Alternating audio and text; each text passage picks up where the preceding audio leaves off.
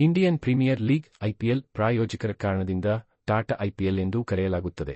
ಪ್ರತಿ ವರ್ಷ ಭಾರತದಲ್ಲಿ ಆಯೋಜಿಸಲ್ಪಡುವ ಪುರುಷರ ಟಿ20 ವ್ಯವಕಲನ 20x20 ಕ್ರಿಕೆಟ್ ಲೀಗ್ ಆಗಿದೆ. ಈ ಲೀಗ್ 2007ರಲ್ಲಿ ಬಿಸಿಸಿಐ ಭಾರತೀಯ ಕ್ರಿಕೆಟ್ ನಿಯಂತ್ರಣ ಮಂಡಳಿ ಮೂಲಕ ಪ್ರಾರಂಭಿಸಲ್ಪಟ್ಟಿದ್ದು, ಇದರಲ್ಲಿ 10 ರಾಜ್ಯ ಅಥವಾ ನಗರ ಆಧಾರಿತ ಫ್ರಾಂಚೈಸಿ ತಂಡಗಳು ಭಾಗವಹಿಸುತ್ತವೆ. ಇದು ವಿಶ್ವದ ಅತ್ಯಂತ ಜನಪ್ರಿಯ ಕ್ರಿಕೆಟ್ ಲೀಗ್ ಆಗಿದ್ದು, ಸಾಮಾನ್ಯವಾಗಿ ಇದರ ಪಂದ್ಯಗಳು ಮಾರ್ಚ್ ಮತ್ತು ಮೇ ತಿಂಗಳ ನಡುವೆ ನಡೆಯುತ್ತವೆ. ಐಪಿಎಲ್ನ ಜನಪ್ರಿಯತೆ ಮತ್ತು ಕ್ರೇಜ್ ಅಷ್ಟು ಹೆಚ್ಚು ಎಂಬುದರಿಂದ ಪ್ರತಿ ವರ್ಷ ಆಟಗಾರರ ಹರಾಜು ನಡೆಸಲಾಗುತ್ತದೆ. ಇದರಿಂದ ತಂಡಗಳು ತಮ್ಮ ಸಮತೋಲನವನ್ನು ಉತ್ತಮಗೊಳಿಸಿಕೊಳ್ಳುತ್ತವೆ.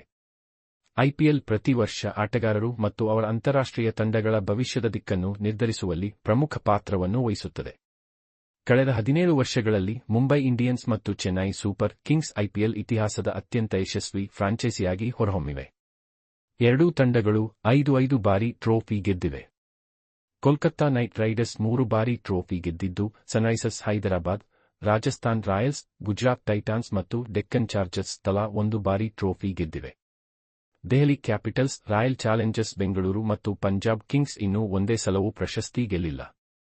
ವಿಜೇತ ತಂಡಗಳ ಪಟ್ಟಿ ಈ ಕೆಳಗಿನಂತಿದೆ.